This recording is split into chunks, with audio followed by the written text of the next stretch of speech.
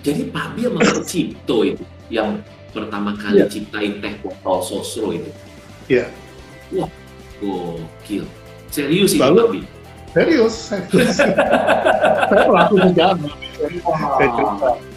Wah, wah. Nah, kemudian, oke, saya siapin botolnya. Jadi saya bikin desain botol itu dari 16.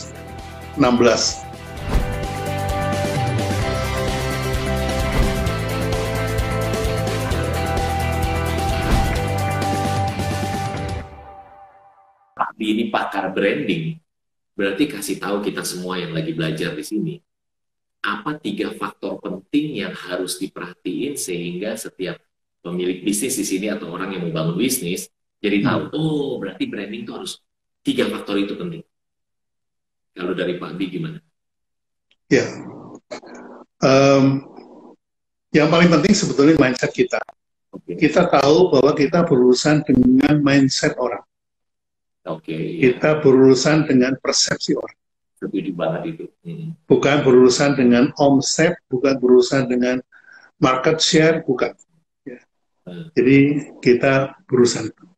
Ya. Yang kedua, kita harus melakukan diferensiasi. Hmm. Jadi kita harus punya added value. Kita punya value. Kalau produknya sudah ada, kita add value. Kalau produknya belum ada, kita bikin value dulu, baru dibikin produknya. Hmm.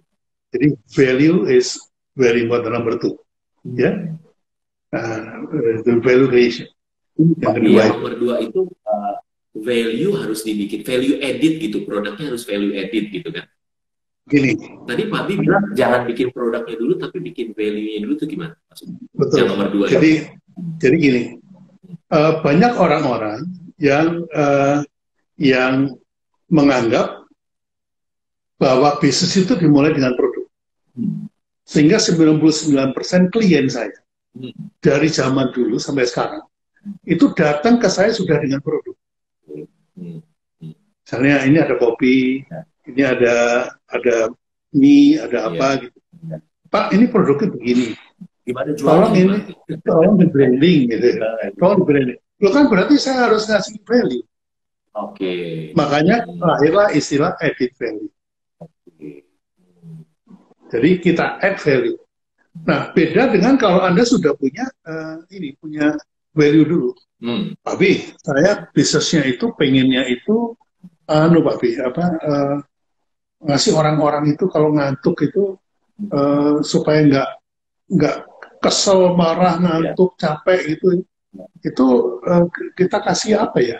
Produknya belum tahu. Belum tahu. Iya. Ya kalau gitu kita mesti kasih gantian ngopi. Kita kasih sesuatu pada waktu kopi nggak ada gitu. Dua-duanya boleh dong Pak Bi. Kalau ada yang udah punya produk add value gitu ya. Ya boleh. Kalau yang belum Makanya punya ya dari value dari produk gitu. Nah, perbedaannya begini. Kalau Anda sudah punya produk dulu, add value itu membuat Anda tidak bisa keluar dari kategori itu. Iya. Setuju. Produknya permen. Ya. Nanti yang ngopi. Maka ketika Anda mau inovasi produk, nggak bisa keluar dari kategori. Ya harus permen lagi. Ya. Tapi kalau value-nya yang dipegang, dia bisa ganti-ganti kategori. Bisa permen, bisa minuman, bisa apa. Ready to drink. Itu kalimat tadi tuh sebenarnya tipis banget itu. Orang normal akan lewat gitu aja tuh tadi kalimat. Ya kan? Normal. Kita kan tidak normal. Kita tidak normal belum tentu di up normal loh. Bisa jadi kita di bawah normal atau di luar normal. Jadi dari banyak ini ya, dari banyak produk yang saya tangani selama 50 tahun, itu hanya 1% yang berangkat dari value. Wow. Jadi itu saya mau garis bawahi dulu buat kita semua ya. Walaupun kita udah punya produk, tapi Pak Bi ngingetin lagi cari value-nya dulu, gitu kan, edit value.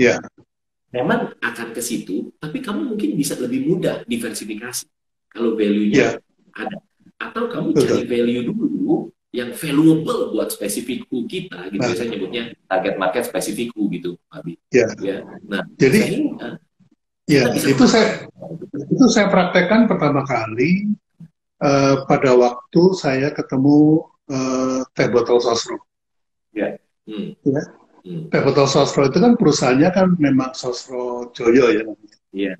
Itu produksinya itu ini daun teh dibungkus-bungkus. Itu kenapa daun teh itu jadi klien saya pada waktu itu? Itu kliennya kantor saya. Oh. Saya kerja di PT Guru, dia bikin packaging kemasan kan dari kertas. Akhirnya jadi klien saya. Pada waktu itu dia bilang, Papi, kantornya Papi kan nggak bikin kaleng nih. Saya mau bikin packaging kaleng. Papi bisa bikin desainnya nggak? Oh kalau gitu ke rumah aja Pak. Waktu gitu. Itu kertas maksudnya masih daun teh gitu ya Pak? Daun teh masukin kertas. Mau dibikin kaleng, oke.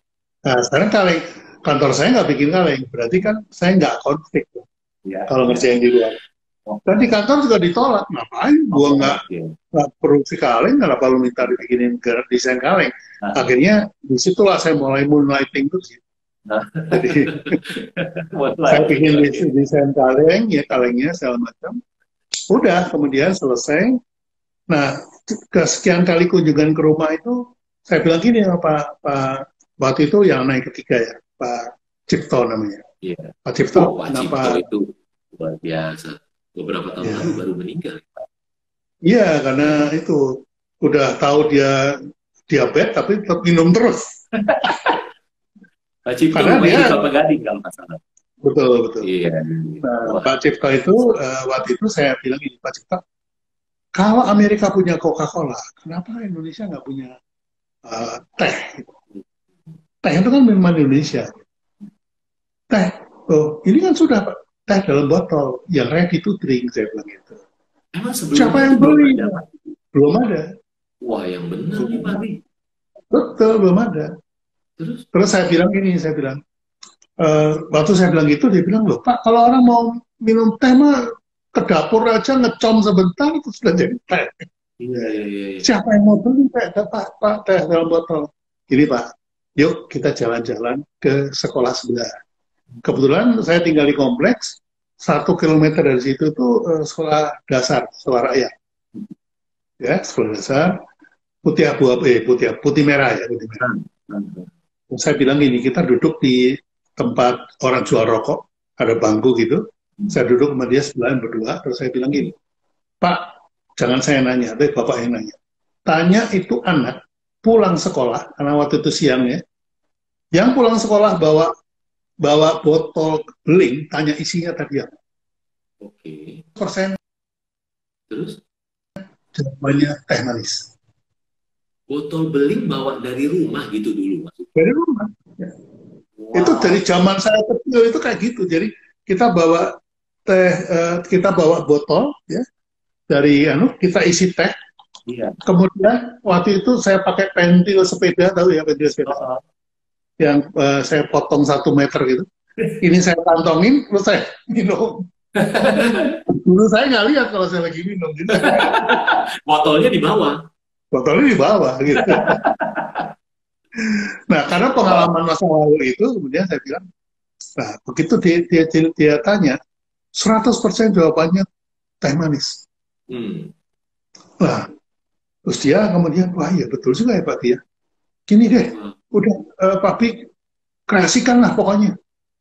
Gimana apa botolnya, terus namanya, rasanya kayak apa, Papi yang ini lah, yang bikin. Lalu saya tahun berapa ya Pak? Ini klasik story mana? 71, 72. Jadi Pak Bi sama Pak Cipto itu yang pertama kali ciptain teh botol Sosro itu. Iya. Wah, gokil. Serius itu Pak Bi? Serius. Saya pelaku sejarah. Wow. Oke, saya siapin botolnya. Jadi saya bikin desain botol itu dari 16 jenis botol, turun gitu. Nah, dari 16 itu saya buatin polanya. Terus saya datang ke tukang mebel. Oke. Tukang mebel. Bukan ke tukang botol, ke tukang mebel. Ngapain, Pak? Ke tukang mebel, saya bilang, Mas, tolong saya dibuatin mock-up. Iya. Gitu. Dari kayu. Profesional banget ya. Iya. Terus Karena apa? Karena dia punya mesin bubut. Sekarang 3D printing Pak udah mau. Itu dia. Itu zaman dulu, iya. Terus, jadi saya lihat sendiri itu. Jadi kayu gitu ditaruh di mesin bubut, kan muter tuh. Nah, dipotong sama dia sampai bentuknya botol sesuai dengan gambar saya. Pak Bi sama Pak Cipto tuh generasi ketiga ya Pak, gitu ya maksudnya tadi? Bukan, itu generasi pertama, anak ketiga. Oke, siap ya. Teh botol itu brandnya dari Pak Bi? Bukan, teh botol itu brand dari teh. Dia ada 9 merek. Iya, yang kemasan itu kan yang. Dia kemasan. Ada teh teko, ada teh poci, ada teh botol gitu. Iya. Akhirnya udah pindah ke sana. Pindah ke botol itu. Ada tagline nggak waktu itu Pak Bi nggak bikin tagline? Waktu itu saya nggak bikin tagline, saya bikin fokusnya lebih ke kemasan gitu. Nah, begitu dipilih, kemudian saya sama Pak Cipto ke Berlina Glass Company. Iya, betul. Kita bikin di sana. Tadinya yang dipilih itu yang garisnya ke bawah. Nah, jujur aja sebetulnya teh botol itu atasnya itu saya nyontek dari Fanta, bawahnya saya nyontek dari Coca-Cola. Botol pertama ya? Botol pertama. Jadi kenapa dia ada pinggangnya? Karena dia gampang dipegang. Iya benar. Itu. Nah, untung tutupnya nggak dari Sprite lainnya. Lengkap udah gitu kan? Coca-Cola, Fanta, Sprite. Begitu dicoba, problem. Karena garis-garis itu menyimpan kuningnya teh. Teh itu kalau dia diam sehari aja, itu lehernya kuning. Terus bodinya itu kan garis-garis. Itu bersihnya susah. Iya, betul. Karena mesin pembersih itu masuk, dia muter gitu. Jadi akhirnya diganti alurnya ke kanan, nyamping. Itu sejarahnya kenapa kok kemudian begitu diluncurkan langsung sukses kah ceritanya waktu itu Pak? Enggak. Jadi pada waktu diluncurkan itu saya sedang sekolah di Jepang, disuruh Pak Menteri itu. Jadi Pak Cipto kehilangan saya. Ini saya bilang gini deh Pak, kalau ada apa-apa Anda kontak anak buah saya namanya Mas Ramadan yang bantu buat desain. Dan itu akhirnya di-hire sampai Mas Ramadan meninggal di situ di Tebet. Makanya saya bilang Pak Bi ini legend luar biasa ya, legend branding luar biasa. So Pak Bi balik lagi yuk Pak Bi, balik lagi ke yang tadi. Jadi oke, kita paham ya. Jadi marketing and branding 3 faktor penting. Branding 3 faktor. Baru 1 mindset kita benar dulu ya kan. Kedua tadi Pak Bi lagi ngomong tentang faktor penting banget, edit value. Buat saya itu merinding dengernya karena itu ngingetin penting banget bahwa begitu ada value, mau kemana-mana pun lebih mudah. Wah itu sih mahal buat saya, Pak Bi. Tipis tapi itu kalimat itu barusan. Ya, jadi buat orang bisa kedengeran. Padahal itu mahal. Yang ketiga Pak Bi, 3 faktor yang harus diperhatikan pemilik bisnis kalau mau branding. Yang ketiga adalah how to deliver-nya. Oh ini penting. Ya, how to deliver-nya. Kebanyakan orang berpikir bahwa kalau saya lagi mau bikin branding, itu menciptakan brand awareness cukup kita pasang media. Kalau sekarang posting aja di sosial media selesai. Orang lupa bahwa sasarannya itu adalah persepsi konsumen. Itu otaknya konsumen. Setuju, satu perguruan silat sama Pak Bi kalau itu persepsi saya setuju banget. Nah, orang lupa bahwa di dalam kepala kita itu sudah bising, sudah berisik. Dengan segala macam bel. Dari mulai alarm bangun pagi, bel pintu, bel mobil, bel sepeda, bel kereta api, kemudian bel yang namanya itu salah satu brand yang pernah saya pegang itu ya. Nah, itu nggak pakai kata-kata pun Anda tahu itu apa. Keluar anak-anak, bang gitu kan ya. Nah itu bel-bel itu udah berisik banget di kepala konsumen. Belum di bel sama bos waktu WFH. Exactly. Nah, jadi sekarang bagaimana Anda bisa mengalahkan seluruh suara bising itu sehingga membuat orang itu betul-betul nyangkut. Oleh karena itu, branding atau komunikasi branding ya kalau kita bilang gitu, itu harus mengandung 3 unsur. Nah, ini seru. Stopping power, striking power, sticking power. Apa yang terakhir? Sticking, ya penting banget. Iya, setuju banget. Dan urutannya penting ya Pak Bi? Penting. Jadi kalau Anda nggak bisa stop, nggak bisa membentikan orang itu untuk menghentikan kebisingan itu, memperhatikan kita, percuma kita buang duit. Stopping dulu. 3 detik pertama harus stop. Habis kemudian striking. Harus menciptakan surprise. Terjemahannya nabok, nampar gitu ya. Nampar. yang terakhir sticking. Berasa, nempel. Iya. Nempel terus. Iya. Kayak itu salah satu yang bisa kita andalkan tagline. Iya, tagline itu nempel terus. Yang namanya Ligna kalau sudah duduk lupa berdiri itu tahun 81. Iya. Kopiku ganti ngopi itu tahun 89. Tagline juga nih Pak. Business is fun. Nah, gitu Pak. Ya, business is fun. Ya, jadi harus stopping dulu. Nampar, striking. Habis itu harus sticking. Itu penting banget. Ya. Nah, kerjasama antara marketing dan branding itu ada 3 langkah juga. Langkah pertama, marketing harus meyakinkan calon konsumen tahu siapa dia, produknya apa, harus tahu. Yang kedua, marketing harus memastikan bahwa ketika membeli produk kita, konsumen dapat apa. Dapat apa? Ya.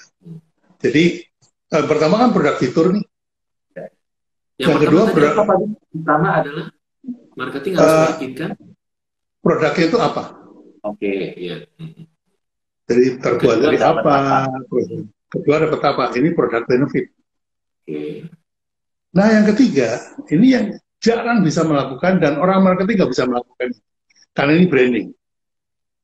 Kalau pakai produk Anda, kalau beli produk saya, Anda menjadi siapa? Wah, itu keren banget. Itu keren banget, tapi itu emosional banget dan ilmu langit banget yang ketiga. Betul, yang ketiga itu prosesnya di kepala. Kalau yang kedua ini prosesnya di realitas. Betul. Jadi disitulah marketing sama branding itu harus Anda jadi siapa dan Anda merasakan apa gitu ya Pak? Iya, jadi paling nggak merasa jadi siapa. Contohnya. Merasa jadi siapa ya? Kalau gini aja, kalau coach turun dari Mercedes atau nyetir Mercedes, kemudian bayar parkir. Sama kalau nyetir Avanza bayar parkir. Beda. Tukang parkir tuh ekspektasinya beda. Tukang parkir tuh biasanya, wah coach, 2.000 oke lah, lu kan naik Avanza. Tapi lu naik Mercy, nggak bisa coach. 20.000. Gitu. Iya. Betul. Wow. Nah, Anda menjadi siapa? Jadi marketing itu transaksi, branding itu transformasi.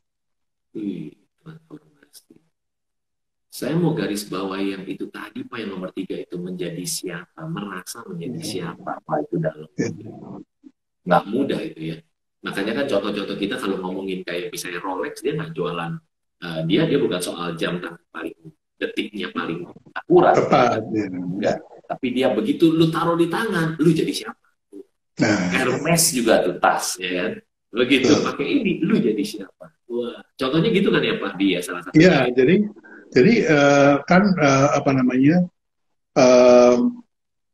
brand itu membuat orang itu memandang seseorang jadi siapa. Lagi-lagi perception kan? Perception. Perception is reality. Ya. Itu artinya kalau Anda punya sesuatu yang sifatnya fisik, bisa diraba, itu bukan brand. Misalnya logo, bisa dilihat, bukan brand. Kemudian merek, bisa dilihat, bukan brand. Packaging, bukan brand. Itu hanya bentuknya aja gitu kan. Ya. Nah, tapi dia bisa menjadi elemen branding. Iya, itu maksudnya. Elemen branding itu bukan brand, karena brand itu hasil dari branding. Jadi kalau kita lempar ke tembok itu satu bola gitu ya, nanti dia mantul. Lemparannya itu branding, pantulannya itu brand. Nah itu yang jarang dipahami oleh orang-orang. Ulangi Pak, lemparannya? Branding. Oke, terus tadi satu lagi? Mantul? Brand. Jadi lemparannya itu stimulan, mantulnya itu persepsi.